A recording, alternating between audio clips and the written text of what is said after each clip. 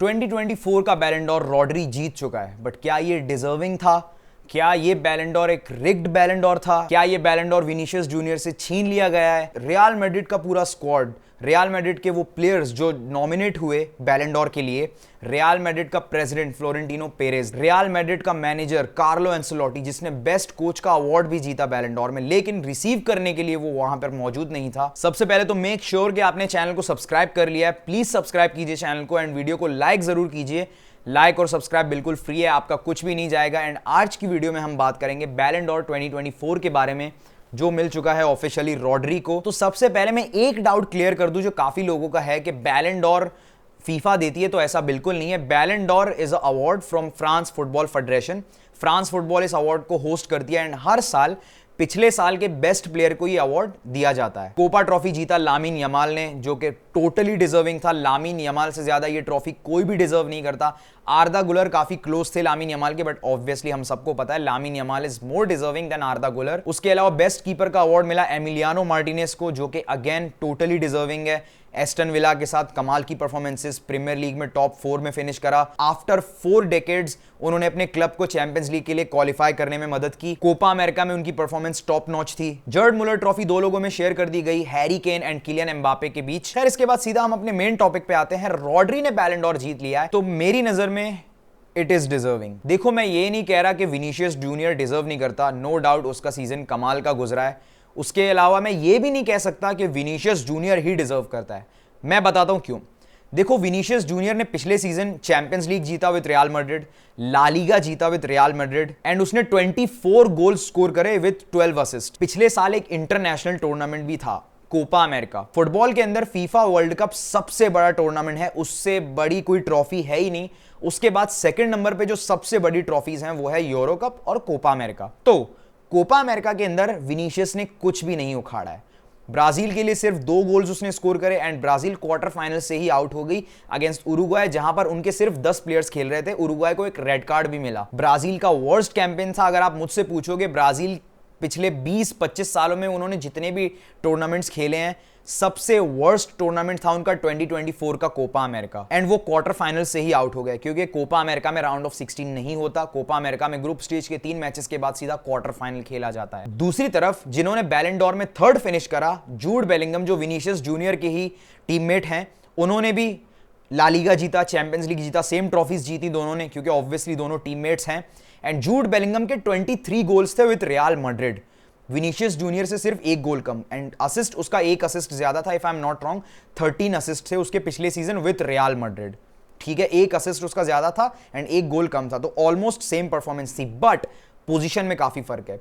Vinicius junior एक winger है और जूड बेलिंगम एक अटैकिंग मिडफील्डर है। तो एक मिडफील्डर होकर और एक विंगर होकर 1 गोल का ही फर्क है।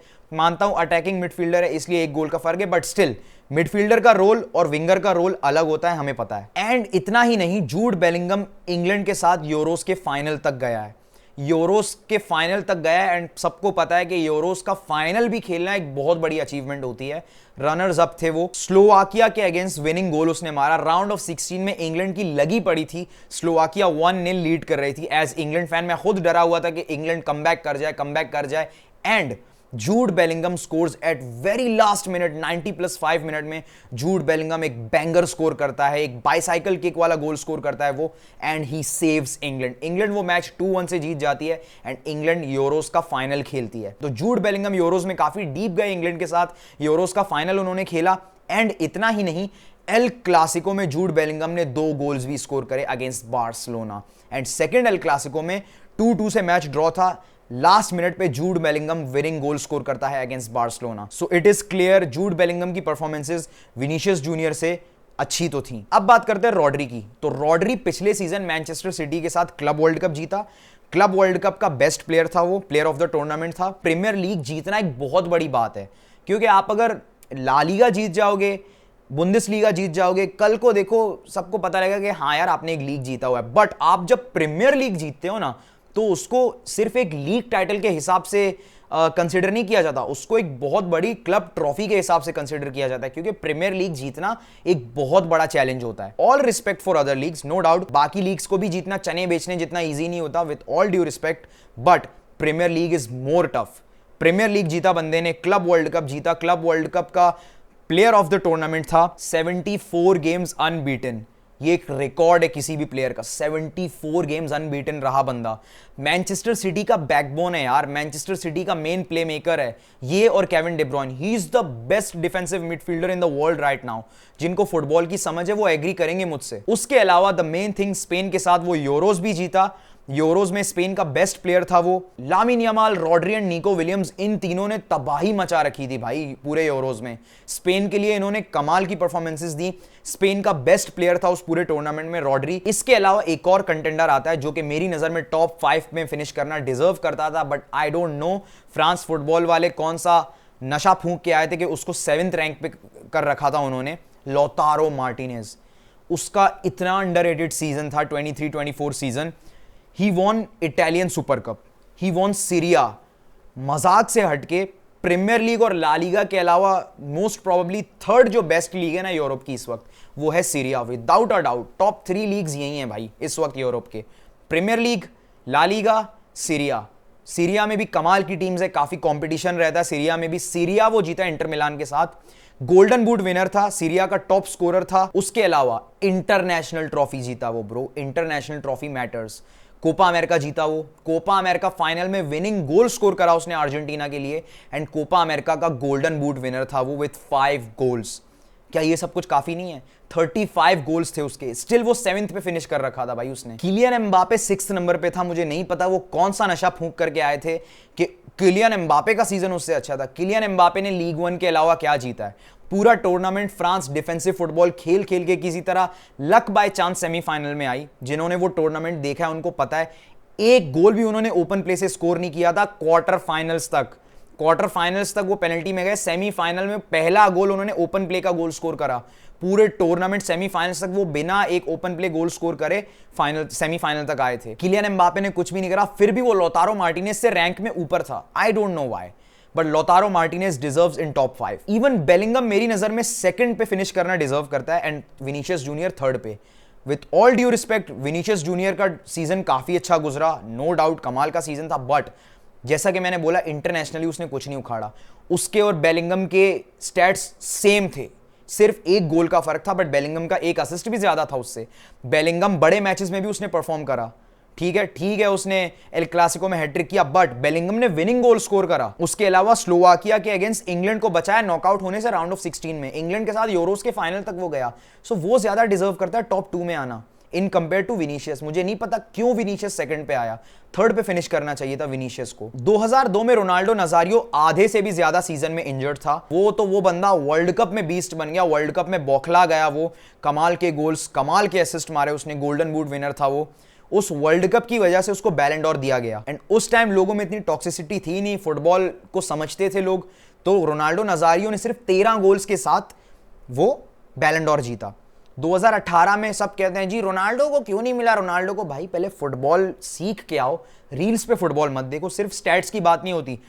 किसको पता था कि क्रोएशिया जैसी टीम वर्ल्ड कप फाइनल खेलेगी? इमेजिन करो 2018 वर्ल्ड कप जो हुआ था रशिया में, अगर मैं वर्ल्ड कप स्टार्ट होने से पहले आपसे पूछता, क्या मैं आपको ये कहता कि यार मॉड्रिच की क्रोएशिया ना वर्ल्ड कप फाइनल में आ रही है, मैं गारंटी देकर बोलता हूं 100% लोग मेरा मजाक बनाते। 99 भी नहीं, 100%।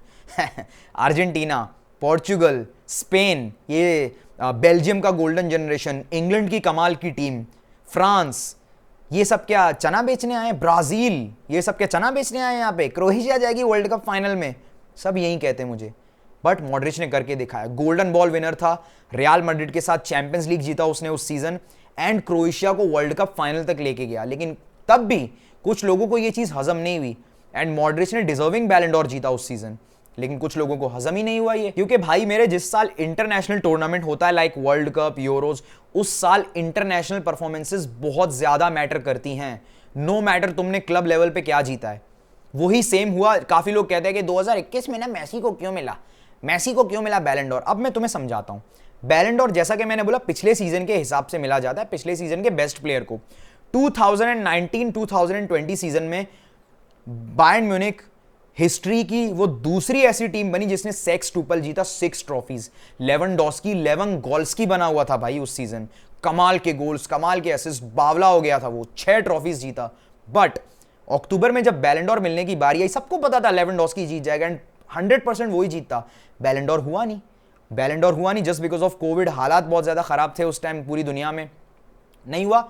वो कहानी वहीं पे खत्म हो गई। वो तुम फ्रांस फुटबॉल से पूछो कि उसने लेवेंडोस्की को क्यों नहीं दिया, हालांकि मैं भी मानता हूं गलत हुआ, बाद में दे देते कि भाई आपके पिछले साल का बैलेंडोर है, आप ले लो, आप डिजर्व करते हो, बट नहीं दिया। वो सीजन वहीं पे खत्म हो गया। जब सीजन खत्म तो बात को पीछे छोड़ दो, अब नया सीजन है, नई शुरुआत हुई है। 2021 में लेवेंडोस्की की परफॉर्मेंस उस तरह नहीं थी जो उससे पिछले सीजन में थी, 2020-21 सीजन में जब नया सीजन स्टार्ट हुआ उस बैलेंडोर के कैंसिल होने के बाद। मेसी ने उस साल बार्सिलोना के साथ कमाल के स्टैट्स दिखाए, अपनी पहली इंटरनेशनल ट्रॉफी जीती, कोपा अमेरिका विद अर्जेंटीना, पहली इंटरनेशनल ट्रॉफी, एंड वो बंदा बैलेंडोर जीता। कुछ लोगों को हजम नहीं हुआ क्योंकि उनको फुटबॉल की समझ नहीं है कि इंटरनेशनल ट्रॉफी मैटर्स। 2023 में, 2022-23 में मैंने बोला ना, पिछले सीजन के हिसाब से ट्रॉफी दी जाती है। अब पिछला सीजन स्टार्ट होता है अगस्त से लेकर नेक्स्ट ईयर के जुलाई तक। अब 2022 अगस्त से लेकर 2023 के जुलाई तक मेसी ने जो कुछ परफॉर्म करा है, उन बेसिस पे मेसी को बैलेंडोर दिया जाएगा अक्टूबर में। और वैसा ही हुआ।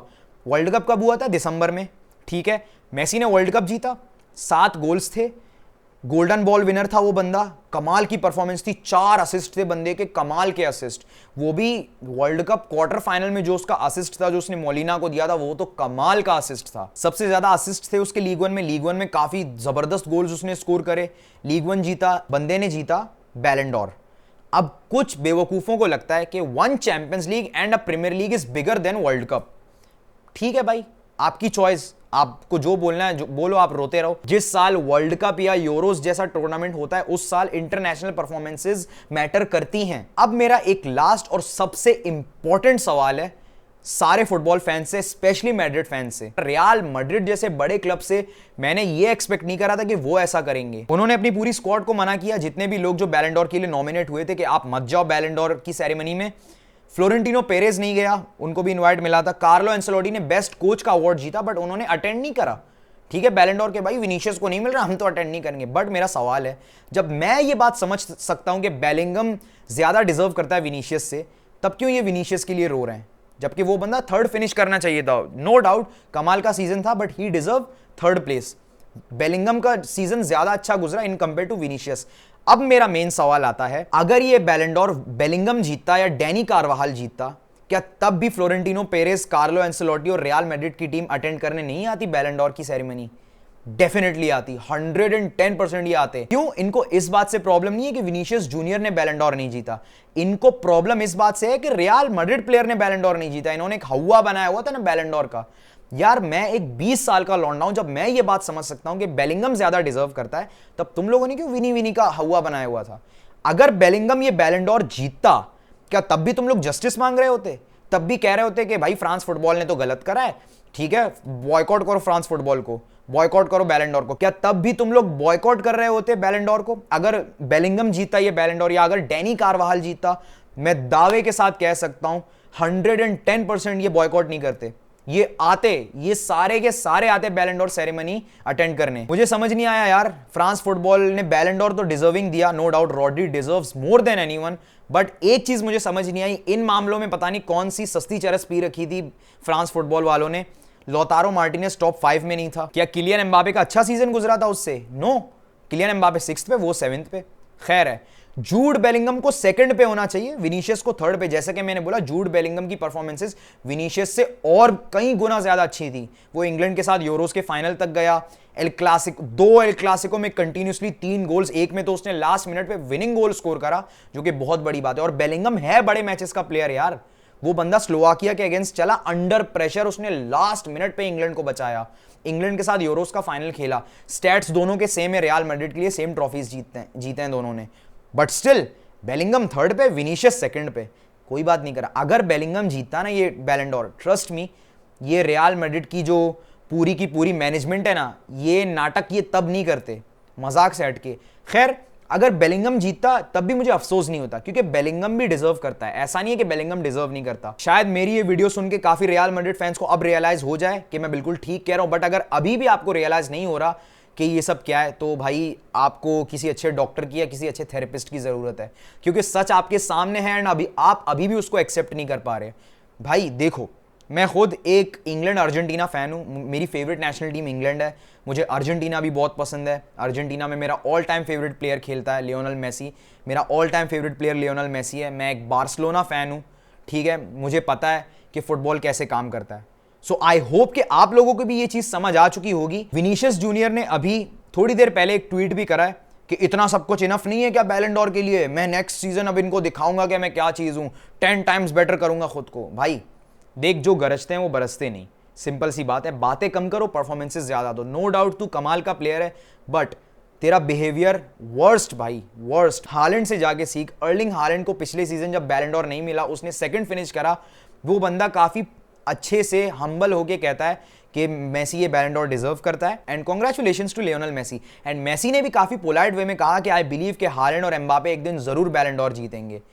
हालैंड ने कितनी मैच्योरिटी के साथ सिचुएशन को हैंडल करा, क्योंकि यार अभी भी रॉड्री की तो कोई गलती नहीं है। काफी बेवकूफ लोग रॉड्री को हेट दे रहे, रॉड्री की तो इसमें कोई गलती नहीं है यार। अगर बेलिंगम जीतता तब भी मुझे कोई प्रॉब्लम नहीं थी, अगर लौतारो मार्टिनेज जीता तब भी मुझे कोई प्रॉब्लम नहीं थी, अगर विनीशियस जीता तब भी ठीक है। विनीशियस से ज्यादा डिजर्विंग कैंडिडेट्स हैं भाई, विनीशियस से ज्यादा डिजर्विंग कैंडिडेट्स हैं मेरी नजर में। जो टॉप 5 कैंडिडेट्स हैं, number 1 Rodri, without a doubt all day Rodri सबसे ज्यादा डिजर्व करता था बैलन डोर जीतना। नंबर 2 जूड बेलिंगम, सेकंड पे मेरी नजर में वो सबसे ज्यादा डिजर्व करता था बैलन डोर जीतना। थर्ड विनीशियस जूनियर, कमाल का सीजन गुजरा, थर्ड पोजीशन वो डिजर्व करता है। Fourth Lautaro Martinez, no doubt fourth पे एटलीस्ट वो टॉप 5 में डिजर्व करता है। एंड फिफ्थ डैनी कार्वाहाल, भी काफी बढ़िया सीजन था उनका। बाकी यही थी आज की वीडियो। अब आपके क्या थॉट्स हैं इस बारे में, आपको क्या लगता है बैलन डोर के बारे में, मुझे कमेंट्स में जरूर बताइए। वीडियो को लाइक जरूर कीजिए एंड चैनल को प्लीज सब्सक्राइब कीजिए। मैं मिलूंगा next time with more videos, तब तक के लिए गुड बाय।